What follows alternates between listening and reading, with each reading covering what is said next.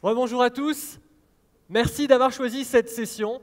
À partir de maintenant, dans cette deuxième partie de matinée, comme vous l'avez compris, on va vous présenter des keynotes qui parlent des produits, de nos univers produits et des innovations, un peu de roadmap et également quelques perspectives, ou en tout cas comment nous voyons les différents concepts qui sont véhiculés par nos univers produits.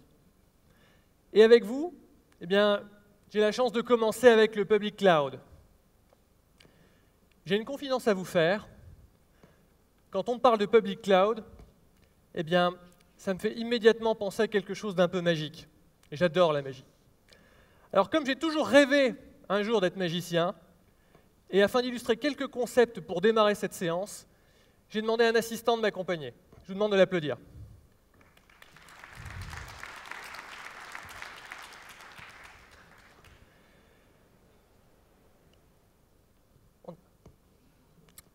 L'univers du Public Cloud, c'est avant tout un univers d'expérimentation.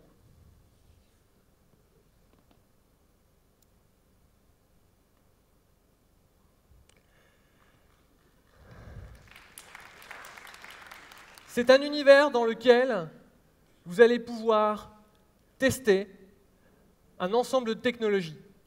Vous allez pouvoir réaliser un ensemble d'éléments. Vous allez pouvoir mettre en place des environnements que vous allez pouvoir valider.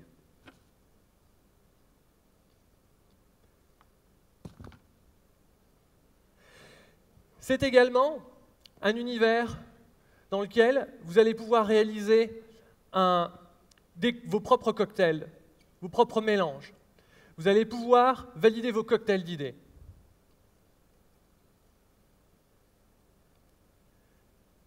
Ce qui vous permettra, par exemple, de créer une start-up, de créer un projet innovant pour votre entreprise. Vous allez également pouvoir conserver vos ressources. Et cette conservation de ressources, elle peut avoir lieu sur de longues durées, de très longues durées.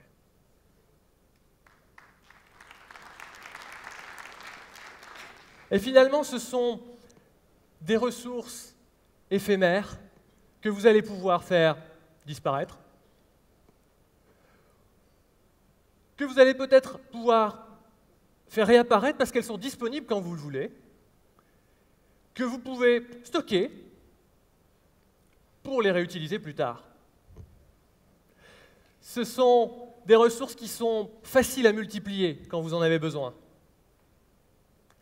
Si vous avez besoin d'un deuxième environnement de travail, par exemple, ou encore, si vous avez besoin de dupliquer un troisième projet, vous avez peut-être également déployé un quatrième client.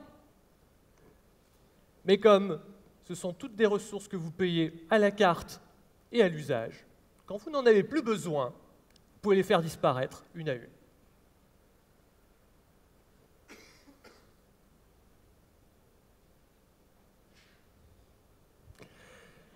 Parfois, votre activité sera particulière, vous allez avoir une activité saisonnière.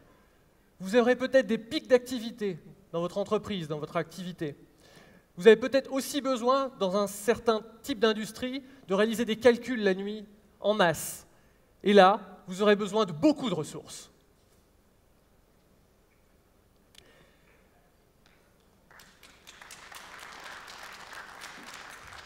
Et pour terminer, parfois, ce ne sera pas encore assez.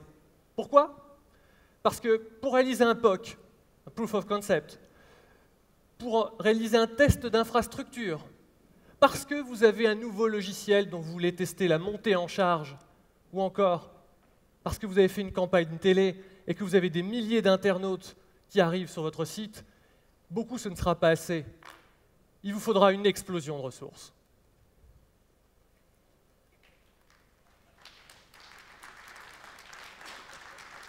Imaginez toutes ces machines virtuelles, c'est bien le but.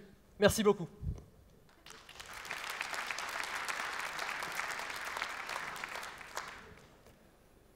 Non, plus sérieusement, si j'ai voulu utiliser la magie comme comparaison pour démarrer cette conférence, je peux le dire parce qu'il est parti, c'est parce qu'il y a 2 points importants en magie pour que ça marche. D'abord, il vous faut un excellent matériel. le hardware. Et de l'autre côté, il faut du talent et de l'expertise pour le faire oublier. Mélangez les deux, et là, vous avez un bon cloud public. C'est quoi la définition du public cloud? Notre définition, parce qu'il y en a des tonnes. Eh bien, ce sont des ressources que vous louez pour une durée qui peut être très courte ou immense, et des ressources potentiellement illimitées. L'univers du public cloud, ces ressources qu'on va vous proposer, eh bien, ce ne sont pas des ressources isolées. Non, ce n'est pas lié, enfermé dans le public cloud. Elles peuvent être combinées avec les autres univers produits. Par exemple, si vous avez à un moment donné le débordement de votre infrastructure dédiée, que vous n'avez pas vu venir, que vous n'avez pas pu anticiper, le public cloud peut venir en complément de vos ressources de base. Si vous avez besoin à un moment donné d'espace web pour stocker des fichiers, des éléments multimédia, là aussi, il vous apporte de véritables services. Le dernier point, vous allez peut-être à un moment donné, pour votre entreprise, pour communiquer avec vos collaborateurs, avoir besoin d'un espace de stockage ou de l'archivage pour une PME, pour une entreprise même de taille très importante. Et là, ça vient en complément de toutes les solutions qu'on vous propose côté télécom. Il est donc imbriqué profondément avec les autres. Du côté des innovations, eh bien, cette année, on a abattu déjà un certain nombre de cartes. Et nous avons encore un beau jeu derrière nous pour continuer. La première carte que nous avons proposée cette année concernant le public cloud, eh bien, c'est le compte unique. C'est-à-dire que vous disposez d'un compte chez OVH sur lequel toutes les ressources que vous allez utiliser, que ce soit des machines virtuelles, du stockage, de l'archivage, toutes ces ressources eh bien, vont être défalquées, comptabilisées sur un compte unique qui va vous permettre d'éviter d'avoir à commander ces ressources au fur et à mesure. Tout est centralisé. Vous allez me dire, le compte unique dans le cloud public, tout le monde le fait. Alors on a décidé de faire ça un petit peu autrement. Je ne vais pas redire à la OVH, mais globalement, quand on regarde le principe de facturation qui existe dans les offres de cloud public du marché actuel, eh bien, je ne sais pas si vous avez déjà tenté l'expérience, mais mettez 3 ingénieurs pendant plusieurs jours à comprendre les conditions générales de facturation du cloud public chez certains concurrents, notamment nord-américains. Laissez-les comprendre les modèles et vous faire une estimation de ce que ça va vous coûter en fin de mois. Si les 3 reviennent avec le même tarif, venez me voir, on en discute. Mais il y a fort peu de chances, car c'est souvent complexe, avec beaucoup de variables, beaucoup de points d'entrée. Raison pour laquelle on a souhaité vous proposer un modèle plus simple, plus clair et des outils pour vous apporter un cloud plus transparent. Notre vision, eh bien, elle est simple. Nous souhaitons vous proposer des outils avec moins de variables. On ne va pas vous facturer le nombre de requêtes, on ne va pas aller vous facturer le nombre d'actions que vous allez faire sur vos ressources. Non, on va juste se baser sur les ressources, sur ce que vous consommez vraiment. Par exemple, si vous êtes sur du stockage, on va vous facturer les coûts de stockage, normal, instantané, pas lissé, pas le plus haut niveau du mois. Non, non, si j'ai consommé 2 heures de tel jour à tel jour, je ne paierai que les 2 heures de tel jour à tel jour. Et on ajoutera derrière, effectivement, la bande passante pour les données qui sont récupérées par vous, vos internautes. Donc, simplification des modèles, c'est important pour nous. On a 2 types de ressources dans le cloud public. 2. D'un côté, j'ai ce qu'on appelle le cloud power, les machines, la puissance de calcul dont vous allez avoir besoin. Et de l'autre côté, eh bien, j'ai le cloud data, la donnée. Et on en a beaucoup parlé, surtout cette année, la donnée dans le cloud, c'est le nerf de la guerre. Raison pour laquelle nous avons souhaité en 2013 travailler au renforcement de notre offre et principalement sur la partie data, c'était notre priorité. 2 éléments importants dans cette partie qui sont liés, la partie stockage et la partie archivage. Et c'est le moment où on abat notre deuxième carte, le Public Cloud Storage, PCS. Le Public Cloud Storage, c'est du stockage dans le cloud public à moyen et plutôt court terme. C'est-à-dire que c'est plutôt une utilisation qui va être de l'ordre de quelques semaines, voire quelques mois, dans la plupart des cas d'usage. Je vous dis la plupart parce que vous êtes libre de l'utiliser différemment. C'est aussi un des intérêts. Nous avons bâti cette architecture de stockage sur la technologie OpenStack. C'était un vrai choix. Nous sommes lourdement impliqués là-dessus, sur ce projet, et nous avons souhaité bâtir ce cloud storage dessus. Et cela vous permet, lorsque vous stockez un fichier dans l'un de nos data centers, qu'il soit répliqué, pour démarrer, dans 3 autres data centers OVH situés en France. J'insiste sur le « en France ». Ce qui est important aussi, comme on l'a évoqué, c'est le modèle économique, simplifié, avec juste la partie stockage et juste la partie bande passante de récupération de vos données. Les principaux cas d'usage du cloud storage, eh bien, vous pouvez par exemple réaliser une connexion entre 2 infrastructures, parce que je peux avoir des serveurs dédiés, mon infrastructure interne, et j'utilise le cloud storage comme, j'oserais dire, passe-plat. Je peux l'utiliser pour transférer de l'information d'une infrastructure à une autre en les connectant. Je peux l'utiliser également pour du stockage web, en complément ou en débordement, comme on l'a vu tout à l'heure, notamment si je propose de la VOD, ou typiquement que j'ai des contenus médias complémentaires de mes infrastructures web. C'est un excellent outil complémentaire. Et effectivement, j'ai aussi la possibilité d'utiliser, on l'évoquait tout à l'heure, si je fais des calculs temporaires, ou si j'ai besoin pendant un moment donné de mon activité informatique, de pouvoir déporter de la donnée, des fichiers et les récupérer. Ma 3e carte, eh bien, ce sont le Public Cloud Archive. Alors, sur l'archive, on change de durée, on change de période. Quand on vous parle d'archive, il y a une conférence sur le stockage cet après-midi qui entrera plus dans le détail. Quand on vous parle d'archive, eh bien, on va plutôt travailler sur du moyen à long terme. Alors, suivant les sociétés, cela varie. Mais néanmoins, c'est un petit peu comme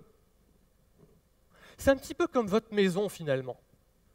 Vous avez tous des vêtements d'été et des vêtements d'hiver. Eh bien, dans la première version, vous stockez dans le même dressing tous vos vêtements d'été et tous vos vêtements d'hiver. Ça dépend des mètres carrés dont vous disposez, mais ça peut prendre une certaine place. Dans d'autres versions, vous avez un grenier ou une cave dans lequel vous allez mettre les vêtements que vous n'utilisez pas ou peu, moins souvent, voire plus du tout, mais qui ont une valeur sentimentale après tout, certains les gardent. Eh bien, c'est un petit peu la même chose au niveau de l'archivage. Vous allez pouvoir placer ces données. Et on utilise une technologie pour ça. Ça s'appelle le cold storage. Ça signifie que les médias sur lesquels nous stockons ces données, enfin ces données archivées dans lesquelles nous archivons ces données, eh bien, ils sont à nouveau disponibles après que vous les ayez sollicités. C'est-à-dire que ce n'est pas immédiatement disponible, c'est un petit peu comme on l'évoquait le grenier, mais par contre, OVH s'engage à vous les remettre à disposition sous 4 heures. Et donc, sous 4 heures, toutes ces données sont à nouveau accessibles via différents points d'entrée Internet. Au niveau du prix, bien c'est intéressant, parce que l'archivage, comme on utilise des médias en cold storage, justement, on va être capable d'avoir des prix qui sont presque 10 fois inférieurs au coût du stockage. 10 fois inférieur, je commence à réfléchir à mon modèle, à mon organisation interne, parce que peut-être qu'effectivement, là, les données moins courantes dans l'archivage vont trouver vraiment leur place. Des différents cas d'usage. Il n'y a aucun d'entre vous ici aujourd'hui, je pense, qui n'a pas des factures, des documents à conserver, des documents d'archivage légal. Et Dieu sait que chez nous en France, on aime bien garder les papiers. Eh bien, tous ces documents que vous avez pu numériser ont leur place dans les archives. C'est exactement la même chose que d'autres besoins, comme par exemple, vous avez parfois des obligations de conserver vos logs. Pareil, les log serveurs, excellent endroit pour les déposer dans des cloud archives. Moindre coût pour ma société, accessibilité quand je les réclame. Concernant les 2 éléments, on a parlé de stockage et d'archivage. C'est un peu comme pour la magie. Je vais pouvoir les échanger. C'est-à-dire que des données que j'aurai dans le stockage, je vais pouvoir les archiver. Et les données qui sont archivées, je vais pouvoir les remettre à disposition et les ressortir, les remettre à disposition dans le stockage. Ce qui va vous permettre simplement de mettre en place, pourquoi pas des scripts ou des automatisations qui vont vous permettre de déplacer d'un univers à un autre. Ma quatrième carte, toujours concernant un stockage, mais cette fois un petit peu plus particulier, c'est ce qu'on appelle le Public Cloud CDN. Alors CDN, c'est Content Delivery Network. C'est une combinaison de deux technologies mises en place par OVH. D'une part, du stockage, d'autre part, le réseau CDN d'OVH et la technologie que nous avons déployée cette année. Comment marche le CDN? Pour ceux qui ne connaissent pas, c'est assez simple. Vous allez pouvoir stocker des fichiers dans l'un de nos data centers. Ces fichiers vont être mis en cache dans 20 points de présence dans le monde, ce qu'on appelle des POP. Et lorsqu'il y aura l'appel d'un internaute, eh bien, ce seront les fichiers mis en cache au plus proche qui seront distribués à cet internaute et à tous les autres. Bien évidemment, cela permet de réduire la latence. Ça va vous permettre, plus simplement, de répondre à vos besoins internationaux. Alors, on m'a dit récemment, notamment sur un forum, oui, mais le CDN d'OVH, c'est uniquement pour décharger leurs infrastructures, la performance, etc. Eh bien, on a mesuré un certain nombre de choses, notamment avec notre partenaire Cedexis, qui fait d'ailleurs une conférence en début d'après-midi. Et globalement, ce que je peux vous dire, parce que ce n'est pas encore publié officiellement, mais ça ne saurait tarder, c'est qu'on rivalise de très près avec les leaders du secteur du CDN. Quand je dis de très près, ça dépend des jours. Donc, on va pouvoir continuer de renforcer cette infrastructure, mais oui, c'est utile, oui, c'est pertinent, et oui, ça donne des résultats. Que ce soit en France ou à l'international.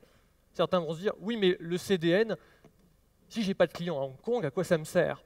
Eh bien, si je suis en France, si j'ai une activité de streaming, de VOD, ou que je souhaite effectivement soulager mon infrastructure dédiée, c'est un bon complément pour notamment des fichiers statiques. En synthèse sur ces solutions cloud, ces premières solutions cloud qu'on vous a présentées cette année, ce sont des ressources illimitées, sur mesure et puissantes. Nous allons sortir de bêta, dans les jours qui viennent, ces trois premières solutions. Nous avons eu des milliers d'utilisateurs qui nous ont aidés à améliorer la plateforme, et nous allons les proposer avec des paliers très proches des prix ou des modèles économiques habituellement pratiqués sur le marché. À une différence près, on sera 10% en dessous de nos concurrents nord-américains, et toutes nos données, vos données, seront en Europe. Voyons maintenant le reste de notre jeu de cartes. Projetons-nous un peu en avant. Une grande partie d'entre vous, lorsqu'ils vont faire appel aux ressources du public cloud, vont travailler en mode de développement. Le public cloud, c'est dans l'ADN des développeurs. Raison pour laquelle nous avons mis en place deux éléments pour vous y accéder. Le premier, c'est l'API OVH, dont on a parlé ce matin, l'API RESTful, qui va vous permettre d'ajouter des ressources, de supprimer des ressources et de les piloter, de les configurer. Et en parallèle, comme sur le stockage, nous utilisons une technologie ouverte, reconnue sur le marché, ça ne servait à rien pour cette partie-là de vous mettre une surcouche OVH, mais on vous met directement à disposition l'API Swift d'OpenStack pour pouvoir travailler avec elle. Nous avons aussi mis en place, comme on l'a évoqué ce matin, l'espace client pour le cloud. Dans cet espace client, on va travailler sur le suivi, sur le comportement, notamment de vos consommations. On l'a évoqué tout à l'heure, ce qui va être important pour vous, c'est de pouvoir voir simplement comment se comportent mes ressources, comment elles sont utilisées par moi ou par les personnes à qui j'ai donné les droits pour les utiliser. Et puis, vous allez également pouvoir avoir une visibilité sur vos consommations passées, présentes, et on est en train de réfléchir à vous proposer même une visibilité sur un avenir à court terme. Comment vos ressources vont se comporter si vous continuez de les utiliser de cette manière-là. De manière, comme on l'a vu tout à l'heure, à vous donner une visibilité sur vos coûts.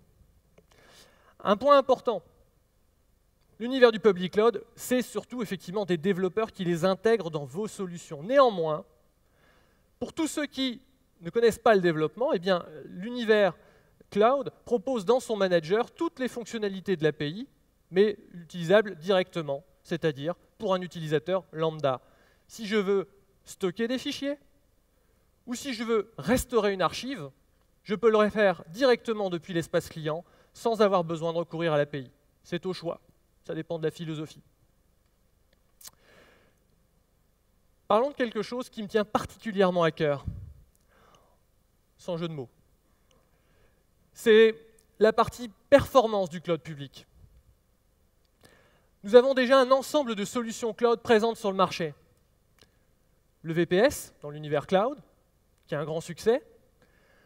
Nous avons déjà des Public Cloud Instances qui ont été lancées depuis un certain nombre d'années, des instances cloud publiques, et nous avons en plus le Dedicated Cloud. Toutes ces solutions de machines virtuelles sont basées sur les mêmes infrastructures, découpées différemment, mais les mêmes bases. Eh bien, on a décidé de mettre en place des sondes. Et ce qui nous ont permis d'ailleurs de rentrer dans, justement, le fameux baromètre du cloud que propose Cedexis. Entre juillet et septembre 2013, nous avons mesuré la vitesse de nos machines virtuelles depuis tous les points d'Europe. Et vous savez ce que l'on obtient? Eh bien, on obtient ceci. Globalement, la moyenne du temps de réponse web de nos machines virtuelles est d'environ entre 55 et 60 millisecondes vu de toute l'Europe. C'est entre 20 et 50% plus rapide que nos plus grands concurrents cloud en Europe. C'est entre 20 et 50%, voire 80% plus rapide que les plateformes européennes de nos concurrents nord-américains. Alors, quand on ne parle que du SLA à mettre 9,99999, maintenant on parlera aussi de « oui, mais ça ping au bout de combien de temps ?» C'est important aussi de le dire, nous sommes le premier cloud européen. Quelques cartes pour l'avenir maintenant. Nous avons encore de belles choses à vous proposer, concernant notamment un élément que vous attendez pour la plupart beaucoup, qui est le Public Cloud Instances, les nouvelles machines virtuelles. Nous avions proposé une première génération de machines depuis 2010 qui vous permettait de créer, modifier, archiver, supprimer, relancer vos machines virtuelles quand vous le souhaitiez. Quelque chose qu'on retrouve finalement assez classiquement aujourd'hui dans le cloud public. Je tiens juste à faire un petit point d'arrêt. Nous avons proposé cette offre depuis 2010. Alors on se demande des fois pourquoi le débat de 2013 était de se demander qui était le premier cloud français. Il y a des éléments qui sont importants dans cette offre. On a décidé aujourd'hui d'apporter une nouvelle génération. Et au niveau de nouvelle génération, eh bien, je vous invite à rester avec nous jusqu'à ce soir. Octave vous fera une annonce très importante concernant ce produit. Et je peux vous le dire, à mon sens, c'est une petite bombe dans l'univers du cloud. Donc surtout, restez avec nous jusqu'à la keynote de fin. Bien évidemment, ça ne va pas se limiter à ces exclusivités-là. On va aller encore plus loin sur d'autres projets. Notamment, eh bien, on va pouvoir travailler ensemble sur ce qu'on appelle, nous, des ressources de l'extrême. Eh bien, ces ressources de l'extrême, c'est notamment chez nous ce qu'on appelle le big data et également le HPC. Le big data et le HPC c'est pour tous les hypercalculateurs. Vous savez que OVH a étendu ses activités depuis 1 an à cette activité-là. Eh bien, on est aussi présent sur les deux domaines et ces solutions importantes, que ce soit pour la recherche, que ce soit pour les quantités massives de données de vos entreprises, eh bien, on va pouvoir vous les proposer également en mode cloud pour ceux qui souhaitent travailler pendant un certain temps dans ces environnements. Elles vont rejoindre la même logique et le même type de consommation. Au-delà de ces aspects, on a souhaité aller encore plus loin, notamment sur la manière de vous proposer ce cloud et sur la relation avec nos clients. Raison pour laquelle, eh bien, on a décidé de lancer ce qu'on appelle notre programme incubateur. Alors, notre programme incubateur, c'est quoi? Et ça va tout à fait dans la philosophie d'OVH finalement. Depuis le début, au travers de nos prix, au travers de notre relation avec nos clients, on a toujours souhaité accompagner ceux qui avaient des projets et qui voulaient démarrer des éléments dans le web. Eh bien, pour ces nouvelles machines virtuelles, pour ce cloud public, on va vous proposer, lorsque vous travaillez encore dans un environnement de démarrage de votre start-up, de votre projet étudiant, de votre début d'entreprise, eh bien, on va vous faire des tarifs particuliers parce qu'on estime qu'on a un rôle à jouer pour favoriser cet écosystème autour d'OVH. Donc, sous réserve de ne pas déployer des milliers de VM, là on aurait du mal à croire que vous êtes une start-up, mais sous réserve de démarrer un ensemble d'éléments, eh bien, on va vous proposer ces ressources et on va le favoriser, non seulement en direct, mais aussi au travers de nos accords avec les universités, comme on en a déjà parlé. Et pour aller encore plus loin, Octave l'a évoqué. Vous savez que lorsque vous demandez des ressources dans le cloud public, chez de nombreux providers, on vous demande, la première chose, dans quelle zone vous voulez mettre vos données, vos machines. Est-ce que vous voulez installer vos machines en Amérique de l'Ouest, en Amérique de l'Est, etc. Évidemment, on va également vous le proposer. Vous allez pouvoir décider de mettre vos ressources en France ou en Amérique du Nord, dans notre data center de Montréal, ou dans d'autres data centers, puisque même en France, vous allez peut-être pouvoir choisir dans quel data center vous lancez une machine virtuelle. Mais on s'est dit, ça c'est formidable, en particulier pour tous ceux qui sont soucieux de maîtriser notamment leur espace de stockage et le lieu de stockage de leurs données et de leur activité. Si vous voulez être full français dans le cloud, vous n'utiliserez que les zones de data center françaises d'OVH. Si vous avez une activité nord-américaine, que la partie nord-américaine. Mais on s'est dit, on peut aller plus loin.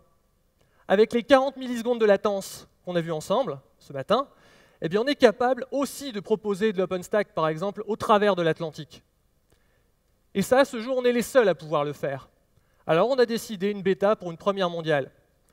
On a décidé de connecter un cloud transatlantique entre la France et l'Amérique du Nord. Qu'est-ce qui se passe? Vous pouvez placer vos données ou vos archives en France ou au Canada. Elles seront répliquées très rapidement de part et d'autre de l'Atlantique et vos équipes peuvent les consommer d'un côté ou de l'autre avec la latence minimale. Ce n'est pas du CDN. Hein. Le CDN, je mets en cache à la demande. Là, c'est pushé. Je réplique de part et d'autre. C'est comme si vous construisiez le plus grand RAID du monde. Vous allez pouvoir mettre vos données de part et d'autre et cela nous ouvre de nouveaux horizons avec des nouvelles perspectives. En conclusion, eh bien, OVH était déjà un acteur du cloud depuis près de 4 ans, avec des centaines de milliers de VM actives au moment où je vous parle. On est en train de lancer une seconde génération, et j'insiste pour que vous restiez jusqu'à ce soir, avec des tarifs encore plus agressifs, des modalités pour vous permettre de bâtir vos projets plus facilement, des performances améliorées, et surtout, avec un objectif, avec vous et avec tous nos partenaires, de confirmer notre place et de montrer que le cloud public en Europe, ça existe. Merci beaucoup. Je tiens aussi à remercier Antoine Salambier, mon partenaire du jour. Alors, on vous invite à rejoindre sur notre stand cloud, où on vous mettra à disposition le jeu de cartes exclusif du Summit. Vous retrouverez l'ensemble de tous nos produits. Donc ça, c'est un goodies absolument à récupérer pour vous. Et puis, un grand merci à lui. Je ne sais pas si vous savez à quoi on reconnaît quelqu'un qui est vraiment un passionné et un ami. C'est qu'il est venu faire ses quelques petits tours avec nous, très simplement, très modestement. Et hier soir, on lui a décerné le Mandrake d'or pour 2013. Donc un tonnerre d'applaudissements pour Antoine Salambier, que vous verrez probablement à la télévision prochainement.